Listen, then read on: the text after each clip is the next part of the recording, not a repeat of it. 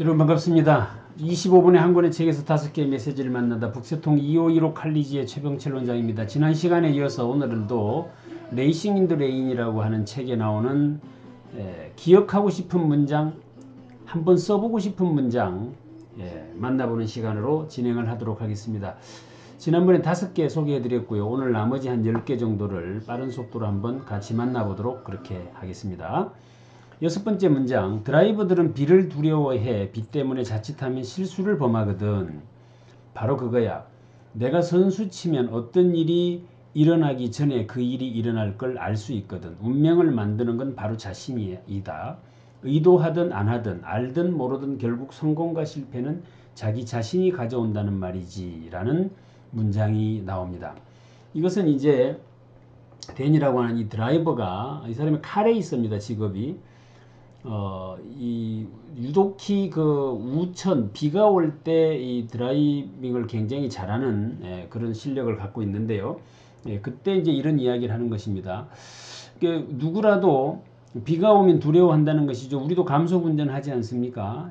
그때 실수를 하면 이제 굉장히 큰일이 나니까 그렇다라는 거예요. 그런데 어떤 그 상황에 내가 종속되어서 어떤 행위를 하면 어떤 일이 벌어질까봐가 두려운데, 내가 선수를 치면 어떤 일이 일어나기 전에 그 일이 일어날 걸 알 수 있거든. 굉장히 핵심적인 이야기를 하고 있는 겁니다. 그러니까 상황에 나를 맡기지 말고 내가 뭔가를 주도적으로 해라, 이런 뜻이죠. 운명을 만드는 건 바로 자신이야. 우리가 조금 뭔가를 내가 의도를 하고 주도적인 어떤 입장에서 그것을 끌고 가면 그로 인해서 생겨나는 일들을 조금 예상하면서 갈 수가 있습니다. 그런데 그냥 두려움이라는 것 때문에 어떤 상황에 그때그때 반응하거나 대응하는 형태로 하다 보면 오히려 훨씬 더 많은 실수를 하게 되어지는 것들을 우리가 곧잘 경험할 수 있는데, 운명을 만드는 건 뭐다? 결국 자기 자신이다라고 하는 이야기를 하는 것입니다. 우리는 흔히 이런 이야기를 곧잘 합니다. 승부는 코너에서 거는 것이다 라는 이야기를 하게 되는데, 지금 그 유튜브 방송도 제가 이렇게 보다 보면 지금이 기회다, 수도권에 집을 살 수 있는 기회다, 뭐 주식을 통해서 부자가 될 수 있는 절호의 찬스가 왔다, 이렇게 생각하는 사람들도 굉장히 많은 것이죠. 그러니까 지금 어렵고 힘든 코너 상황에서 승부를 걸려고 하는 사람들도 의외로 많다라는 것을 우리가 알 수 있는데, 그렇다면 지금 현재 닥쳐오는 우리에게 오는 이 위기, 경제 위기라든가 이런 상황들을 너무 공포스러워하는 것만으로 접근하는 것은 옳지 않다. 오히려 내가 선수를 쳐버리면 일어날 일을 내가 미리 알기 때문에 그렇게 두려워하지 않아도 된다. 실수를 그렇게 겁을 내지 않아도 된다라고 하는 메시지를 우리가 배울 수 있는 문장이었습니다. 자, 7번째, 드라이버가 조치를 취할 때 차가 딱 타이어만큼만 작동된다는 점을 명심하는 게 중요하다. 타이어가 정지 마찰력을 잃으면 그 어떤 조치도 소용이 없다라는 이야기를 하는데요. 그러니까 차가 만약에 달리고 있는데 거기에서 핸들을 조작하거나 브레이크를 밟거나 하는 행위를 할 때 내가 어떤 하는 행위가 실질적으로 작동되는 것은 타이어의 크기만큼만 작동되는 것이죠. 그렇다고 치면 우리가 어떤 일들을 할 때 매우 현실적이고 팩트 근거에서 어떤 일을 해야 된다라는 생각을 해보게 하는 문장인 것입니다. 무엇인가를 이렇게 과다하게 해석하거나 이 소문에 근거해서 어떤 행위를 하는 것이 아니라 딱 타이어만큼만 그 물리적인 저항값이 작동되고 있다는 것을 꼭 기억해야 된다라는 이야기고, 그것이 정지 마찰력을 잃어버리면 그 어떤 조치를 해도 소용이 없다라는 이야기를 해주고 있는 것입니다. 자, 8번째, 우리에게 기운을 주는 것이 다른 사람에게는 독이 될 수도 있다라는 문장과 9번째로는 울어도 괜찮아, 때론 눈물이 상처를 씻어주니까 라고 하는 문장을 선정을 해보았습니다. 그렇죠? 때로는 이렇게 지켜봐 주는 것이 오히려 도움이 될 때가 있습니다. 뭐 이렇게 도와준답시고 자꾸 간섭을 하거나 내 생활 공간에 들어와서 이렇게 하는 것들은 오히려 불편할 수가 있는 것이죠. 그래서 그냥 지켜봐 주고 믿어주고 참아주고 기다려주는 것, 이것이 누군가에게는 실질적인 격려가 될 수 있는 것도 된다라는 걸 한번 생각해 보게 할 수 있는 문장이었고요. 울어도 괜찮아. 때론 눈물이 상처를 씻어주니까. 그렇죠.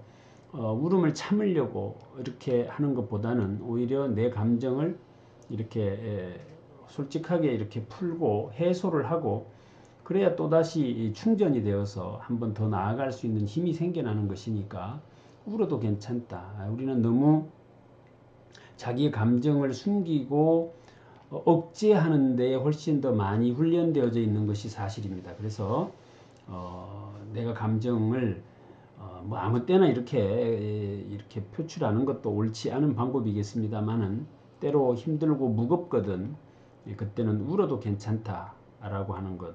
실제로 울고 난 후에 그 느끼는 정화된 느낌은 굉장히 또다시 한번 도전해 보게 하는 그런 힘을 준다라는 것을 경험하게 할 수 있는데요. 이 두 개의 문장을 소개해 봐 드렸습니다. 자, 10번째 문장 같이 해보시겠습니다.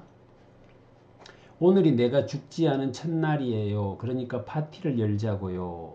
하루하루를 죽음에게서 훔쳐낸 듯이 살자가 내가 살고 싶은 방식이다. 이제 이브가 뇌종양에 걸려서 이제 얼마 안 있으면 이제 죽는 상황인 겁니다. 시한부 선고를 받은 상황이었죠. 그때 이브가 오늘이 내가 죽지 않은 첫날이에요라고 이야기를 합니다. 그 이야기를 듣고 난 뒤에 이제 이 주인공 개가 자기의 생각을 이야기하는 것이 하루하루를 죽음에게서 훔쳐낸 듯이 살자가 내가 살고 싶은 방식이다. 이브가 그날 삶의 환희를 느꼈던 난 늘 삶의 환희를 느끼며 살고 싶다. 매일이다시피 더해지는 무거운 짐과 고뇌 분노를 떨치고 살고 싶다. 내가 살아있다고 난 근사하다고 말하며 살고 싶다. 난 근사하다. 그게 내가 열망하는 삶이다. 사람이 되어서도 그런 삶을 영위하려고 한다. 라고 하는 것이 이제 걔가 독백처럼 하는 이야기가 여기 적혀져 있습니다. 자, 오늘이라고 하는 것들을 여러분들은 어떻게 정의를 내리고 계십니까?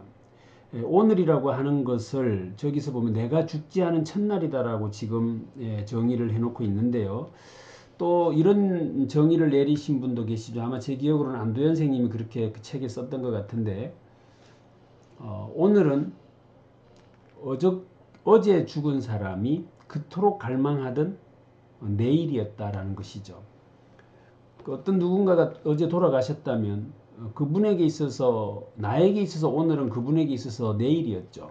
그만큼 소중한 것이다라는 것이죠. 그래서 오늘이라고 하는 현재 이것을 우리가 선물이다라고 이야기를 곧잘 하는데 그러니까 파티처럼 축제처럼 살아야 된다. 숙제하듯 살지 말고 축제하듯 살아라. 뭐 이런 개념에서의 이야기를 다시 한번 생각해 보게 하는 그런 문장이어서 소개를 드렸습니다. 11번째, 외로움은 세상이 아닌 마음에만 존재하는 것이다. 바이러스처럼 의지가 있는 숙주가 있어야만 생존할 수 있다. 지금 코로나19 관련해서 이 바이러스가 지금 세상을 온통 이렇게 혼란스럽게 하고 있는 이런 상황인데 이 바이러스의 특징은 숙주가 있어야만 하는 것이죠. 근데 이 바이러스가 우리 인간의 몸을 이제 숙주로 해서 이렇게 전파가 되고 이렇게 하는 것이니까. 근데 외로움이라고 하는 것도 결국 뭐다? 숙주가 있어야만 존재한다. 무엇이 숙주이냐라고 하는데 의지가 있는 숙주, 의지가 있어야만 생존할 수 있다. 외로움이라고 하는 것은 조금 이렇게 어렵게 느껴질 수 있겠다 싶은데 그 뒤에 있는 문장을 보시면 쉽게 이해가 되십니다. 혼자인 것과 외로움은 다르다 이렇게 이야기를 합니다.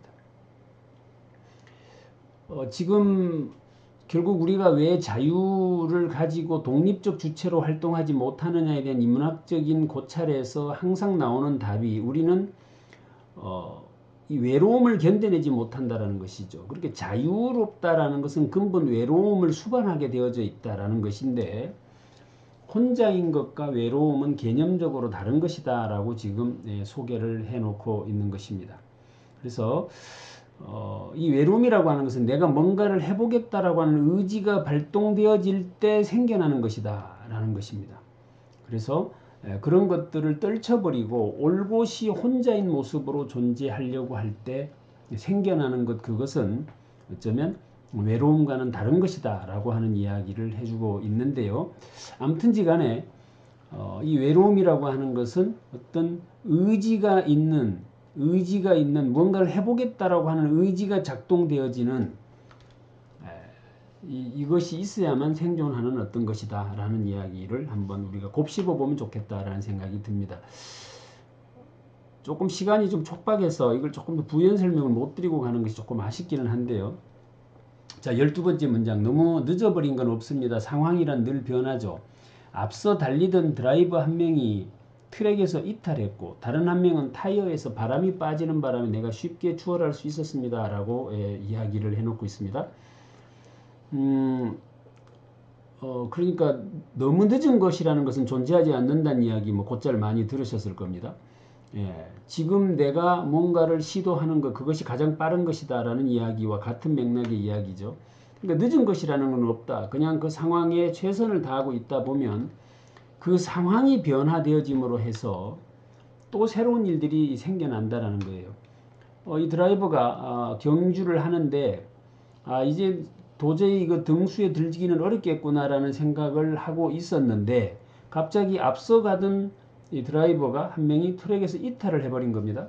그러더니 또 앞서가던 그 드라이버가 갑자기 타이어에 바람이 빠지는 바람에 쉽게 추월해서 우승할 수 있었다라는 개념의 이야기입니다. 그러니까 끝까지 포기하지 말고 계속해서 최선을 다하고 있는 모습만 유지하고 있다 보면 상황이 바뀌면서 의외로 좋은 일도 생겨나는 것이다 라는 이야기를 지금 하고 있는 것이죠. 그리고 지금 조금 힘들고 어렵고 다들 고통스럽습니다. 이렇다고 해서 그것을 포기하지 말고 지금 주어진 시간 상황에 최선을 다하고 있노라 보면 그런 또 새로운 상황들이 벌어지면서 이것이 전화유복의 계기가 되어지는 일들이 곧잘 있죠. 그래서 그렇게 한번 마음을 가져보게 하는 문장이어서 소개드렸고요. 13번째 문장 같이 한번 보실까요? 이미 일어난 일은 중요하지 않아. 이제 어떻게 해야 할지 생각해야지. 친 게 아니라 부딪힌 거지. 걱정 말아요. 괜찮을 테니까. 여기 엔조 주인공 걔가 교통사고를 당합니다. 이제 차에 이렇게 충돌을 하는 사고가 벌어진 거죠. 이때 이 데니라고 하는 이 카레이서의 어떤 삶에 대한 태도를 우리가 엿보게 하는 그런 문장인데요. 이미 이제 그 교통사고를 낸 사람이 이제 막 이렇게 미안해하고 이렇게 하는 과정이 나오는데 이미 일어난 일은 중요하지 않아. 이제 어떻게 해야 할지를 생각해야지라고 이야기를 합니다. 이것이 어떤 삶에서 과거에 사로잡히지 않고 현재에 충실한 삶의 대표적인 문장이라고 볼 수 있겠고요. 이제 그 상대방이 굉장히 미안해 하니까 이렇게 말을 합니다. 친 게 아니죠. 부딪힌 거지요. 라고 이야기를 합니다. 똑같은 상황입니다. 그런데 그것을 어떻게 인식하고 해석해내느냐가 매우 중요한 부분이라고 보여지는 건데요. 지금 현재 우리가 맞닥뜨리고 있는 이런 여러 가지 상황들을 절망으로 보는 사람도 있을 것이고 새로운 희망으로 보는 사람도 있지 않겠습니까? 그렇게 생각의 인식을 바꾸게 할 수 있는 굉장히 중요한 문장이어서 제가 한번 선정을 해 본 것입니다. 그래서 지금이라도 이렇게 맞닥뜨리고 있는 이런 상황들을 너무 부정적이고 이렇게 절망하는 마음으로 바라다 볼 것이 아니라 이것을 조금 희망, 긍정의 관점으로 바라보는 이 시각, 이것이 우리들에게 필요하지 않겠나. 자, 14번째 문장 같이 보시겠습니다. 드라이버는 운명을 받아들여야 한다. 실수했다는 사실을 인정해야 한다. 판단착오에 미숙한 결정이 더해지면 위험한 상황에 몰린다. 그 경우 드라이버는 모든 걸 인정하고 트랙에서 나와야 한다. 진정한 챔피언이라면 운명을 받아들일 것이다. 진창에서도 계속 달린다. 불리한 상황이지만 그는 레이스를 펼치고 있고 아직 살아있다. 레이스는 길다. 너무 빨리 달리다가 중도에서 주저앉느니 늦더라도 완주하는 쪽이 더 낫다라고 하는 이야기입니다. 제가 지금 계속해서 여러분들 이 프로그램을 통해서 지금 현재 이런 위기 상황을 극복했던 대표적으로 지난주에 했던 사마이라고 하는 사람의 이야기를 통해서도 결국 살아남은 자가 강한 것이다라는 메시지를 배워봤는데 여기서도 같은 맥락의 이야기를 지금 하고 있는 것이고 저는 특히나 좀 방점을 찍어서 보고 싶은 문장이 드라이버는 운명을 받아들여야 한다. 실수했다는 사실을 인정해야 한다. 이렇게 해야 됩니다. 우리가 과거에 자꾸 발목을 잡히는 가장 큰 결정적 이유는 그 실수라고 하는 사실을 인정하지 않으려고 하니까 이제 변명을 해야 되고요. 그 변명이라고 하는 것이 이제 결국 논박을 일으키면서 다툼이 일어나게 되어지는 일이 벌어지죠. 그러다 보니까 결국 현실을 거기에 다 낭비하게 되고, 그래서 이제 결국 미래를 준비하지 못하는 일이 우리 사회적으로도 계속 반복되어지고 있는 것이라고 본다고 치면, 드라이버는 여기서 운전자입니다. 나도 내 인생을 운전하는 드라이버이기 때문에 드라이버는 운명을 받아들여야 한다. 여기서 아마 저자가 여기 등장하는 주인공을 드라이버로 선정한 것도 아마 그런 메시지를 주고자 하는 직업을 말입니다. 예, 그런 의도가 좀 있었다 이렇게 볼 수도 있는데, 어찌됐건 우리는 실수를 인정하면 된다. 예, 그렇게 하고서도 계속해서 열심히 그 일에 최선을 다하고 있다 보면 결국엔 완주하게 되어진다라는 이야기를 하고 있는 것입니다. 자, 이제 마지막 문장 같이 한번 보시겠습니다. 여러분들 어떠십니까? 소설을 읽어나가는 맛은 그 스토리를 파악하는 것이 중요한 게 아니고, 그 소설에서 다루고 있는 그 스토리의 패턴이라고 하는 것은 거의 뭐 비슷비슷합니다. 그런데 그 속에서 이 작가가 자기가 가지고 있는 어떤 사상적인 것, 이런 내용들을 그 안에 등장하는 여러 어떤 시각 관점들의 주인공들을 통해서, 등장인물들을 통해서 표출하고 있는데, 그때 그들이 구사하는 그 문장 하나하나가 굉장히 매력적인 것이죠. 그래서 이제 마지막으로 하나 소개를 해드리면, 우리 각자의 내면에는 진실이 있습니다. 완전한 진실이 있지요. 하지만 가끔 진실은 거울의 방의 모습을 숨깁니다. 때로 진실을 보고 있다고 믿지만 사실 우리가 보는 건 모사본이고 왜곡된 것일 수 있습니다. 지금 거울을 깨트려 버려야 합니다. 내면을 들여다보고 왜곡된 모습을 찾아내야 합니다. 그 경우에만 우리가 마음속으로 완벽하게 진실하다고 보는 것이 우리 앞에 있게 될 것입니다. 비로소 그때 정의가 실현되는 것입니다. 라고 하는, 마지막에 결국엔 이 주인공이 그 성폭행범이라고 하는 누명을 쓰고 있다가 그 누명을 벗게 됩니다. 결국 이제 성폭행범이 양육권을 가져갈 수는 없으니까요. 그런데 이제 결국 양육권도 가지게 되는, 이런 이제 권선징악적 차원으로 소설이 결말을 맞게 되어지는 내용인데요. 우리 각자의 내면에는 진실이 있는데 이것이 거울의 방의 모습을 숨기다 보니까 우리가 지금 보고 있는 모습들은 어쩌면 다 모사본이고 왜곡된 모습들이다. 그러니 그 거울을 깨트려 버려야 한다. 그렇죠. 우리는 나 자신을, 내 안에 있는 어떤 것들이 아닌 모사본, 누군가가 원하는 어떤 모습으로 거울 속에 등장되어지길 우리는 원하는 것이죠. 그러니 그 거울을 깨버린다면 우리 속에 들어있는 진실된 원래의 그 어떤 완전한 진실이라고 하는 것이 드러나게 될 것이다. 이때 정의가 실현된다라는 이야기로 이 소설이 끝을 맺고 있습니다. 우리 지금 이 소설을 이런 위기 상황에서 제가 읽어보면 좋겠다. 그리고 가족끼리도 한번 영화를 보시면 좋겠습니다. 이게 영화로도 나온 책이어서 같이 한번 보시면서 결국엔 우리가 말하는 진리, 정의가 승리하게 된다라고 하는 데 대한 믿음을 우리가 좀 가질 필요가 있다. 뭔가 술수를 쓰고 이렇게 하는 사람들이 이기는 것이 아니라 진실된 마음을 가지고 살아가는 사람들이 최종적으로는 승리한다라고 하는 것에 대한 믿음, 이것을 우리가 놓치지 않는 것이 우리 사회를 지탱시키는 유일한 힘이지요.